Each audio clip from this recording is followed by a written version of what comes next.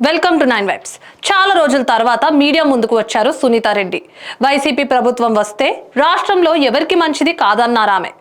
CBI petition వేసే ముందు జగన్ను కలిసేందుకు చాలా ప్రయత్నించానని, అప్పుడు కూడా హెల్ప్ చేయలేదంటూ ఆవేదన వ్యక్తం చేశారు.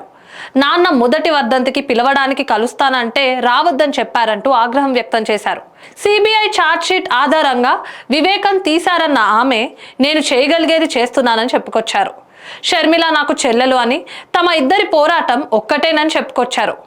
నా గోల్ ఒక్కటేనని, అది వైసీపీ గద్దె దించాలని చెప్పుకొచ్చారు. రండి, ఒక డిబేట్ పెట్టుకుందాం. నిజానిజాలు బయటకు వస్తాయి.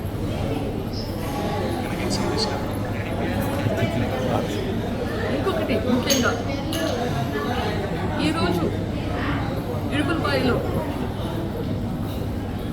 షర్మిల గారు పోటీ చేయబోతున్నారని అనౌన్స్ చేయడానికి ప్లాన్ చేస్తున్నారు. I congratulate her. మా నాన్నగారు తను ఎంపీ పోటీ చేయడానికి అని చెప్పి శ్రాయశక్తులా ప్రయత్నించారు. ఆ ప్రయత్నంలోనే హత్య చేయబడ్డారు. ఈరోజు తను ముందుకెళ్ళి అది చేస్తుంది అంటే అది చాలా గర్వం. నాకు చాలా ఎమోషనల్గా ఇట్స్ వెరీ ఇంపార్టెంట్ మూమెంట్. తనకు సంఘీభావం చెప్దామంటే కూడా చెప్పలేని పరిస్థితి. ఎందుకంటే నేను ఈరోజు కోర్టుకు రావాల్సి ఉంది.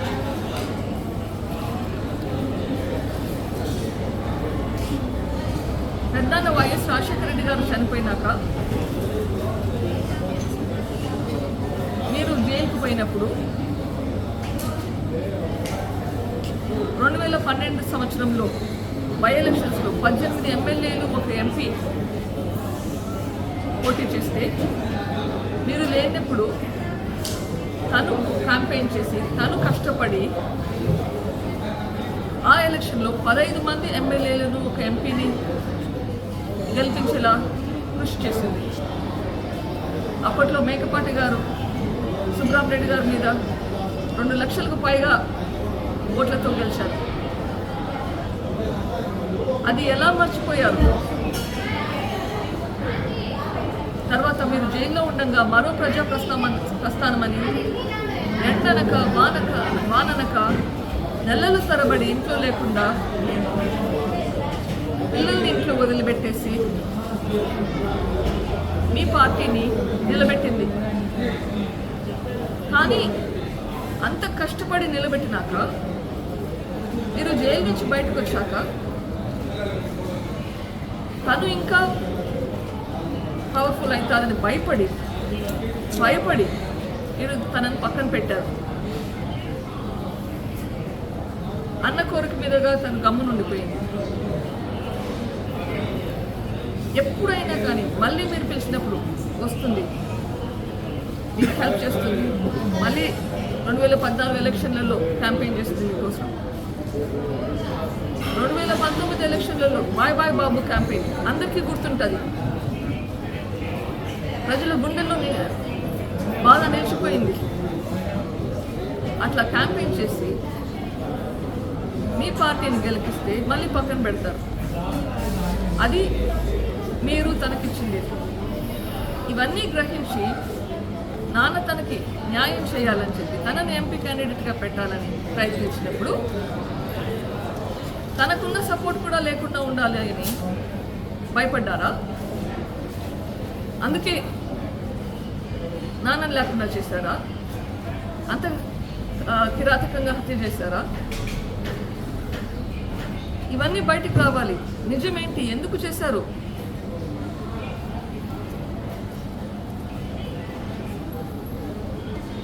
అగైన్ ఈరోజు షర్మిల గారికి నా సంఘీభావం చెప్తూ, జగనన్నని నేను ప్రశ్నించిన ప్రశ్నలకు జవాబు చెప్పాలని ఈ మీడియా ముఖంగా చెప్తున్నాను. పిటిషన్ వేయక ముందు చాలా ప్రయత్నించాను, చాలాసార్లు ప్రయత్నించాను. 1-2 సార్లు మాట్లాడడం కూడా జరిగింది. అప్పుడు కూడా నాకు హెల్ప్ చేయలేదు. ఆ తర్వాత కూడా మళ్ళీ ప్రయత్నించాను మాట్లాడడానికి, కానీ అపాయింట్మెంట్ ఇవ్వలేదు. తర్వాత దీని గురించి కాకుండా ఇన్ఫ్యాక్ట్ నాన్న మొదటి వర్ధంతప్పుడు కూడా రమ్మని చెప్పడానికి వచ్చి కలుస్తానంటే అవసరం లేదు అని చెప్పారు. సో ఆ తర్వాత మళ్ళీ ఆ సందర్భం రాలేదు, మాట్లాడలేదు. నా ఉద్యమం నాదైతే. మేడం, వివేకం సినిమా బయోపిక్ అని వాళ్ళు పేరు పెట్టారు. బయోపిక్ అంటే యాజ్ ఇట్ ఈజ్గా తీసేది, అందులో ఉన్నవన్నీ వాస్తవాలకు మీరు నమ్ముతున్నారని. ఇది సిబిఐ ఛార్జ్ షీట్ ఆధారంగా చేసినారు అంటున్నారు. ఆబ్వియస్లీ వాళ్ళకి ఏం అర్థమైందో దాని ప్రకారం చేస్తుంటారు. అది దాంట్లో ఫైనల్గా ఏం చేశారో చూస్తే, ఎట్లా హత్య చేశారో చూస్తే, రియాలిటీతో కంపేర్ చేస్తే నాకు అర్థమైనంత వరకు ఇంకా ఎక్కువ క్రూరంగా నాన్నగారిని హింసించారని నాకు అనిపిస్తుంది. ఇంకొకటి, ఆ సినిమాలో పులివెందుల్లో కానీ కడపలో కానీ వివేకం గారి మద్దతు లేకుండా గెలవడం అసాధ్యమని చూపించారు. మరి షర్మిల గారు పోటీ చేస్తారు, తండ్రి గారి బాధ్యత మీరు ఏమైనా తీసుకుంటారు ఆమె తరఫున? బాధ్యత అన్నది పెద్ద పేరండి, నాకు అంత కేపబిలిటీ లేదనుకుంటాను. నేను చేయగలిగిందే చేస్తూనే ఉన్నాను, కానీ అంతంత పెద్ద రెస్పాన్సిబిలిటీస్ చేయగలిగే శక్తి నాకు లేదు. వాటర్లో ఏమన్నా కోరుతారు కదా, షర్మిల గారు పోటీ చేస్తున్నారు. షర్మిల నా చెల్లెలు. షర్మిల గోల్ నా గోల్ చూస్తే both are goals are the same. మా పోరాటం రిజల్ట్ ఇప్పటికైతే సేమ్ ఉంది. దీనికంటే నా పోరాటం ఇంకా ఎక్కువ ఉంది. ఇప్పట్లో ఒక స్టెప్ మాత్రమే ఈ గవర్నమెంట్ పోవాలి. నా పోరాటం ఇంకా పైన ఉంటుంది. తన పోరాటం ఆ తర్వాత తనకి వేరే పోరాటం. బట్ ఈరోజు మా ఇద్దరికి ఒకే గోల్ అయితే ఉంది. ఓకే, ఆ గోల్ రీచ్ అవ్వడానికి ఏం చేయాలో అది చేయాలి. గోల్ అంటే మేడం ఇప్పటికీ గోల్ ఫస్ట్ అవినాష్ రెడ్డిని ఓడించాలి, వీలైతే జగన్ అన్నని ఓడించాలి, వైఎస్ఆర్సీపీ రాకూడదు. అవినాష్ రెడ్డి ఓడిపోవాలి, ఖచ్చితంగా జరగాలి.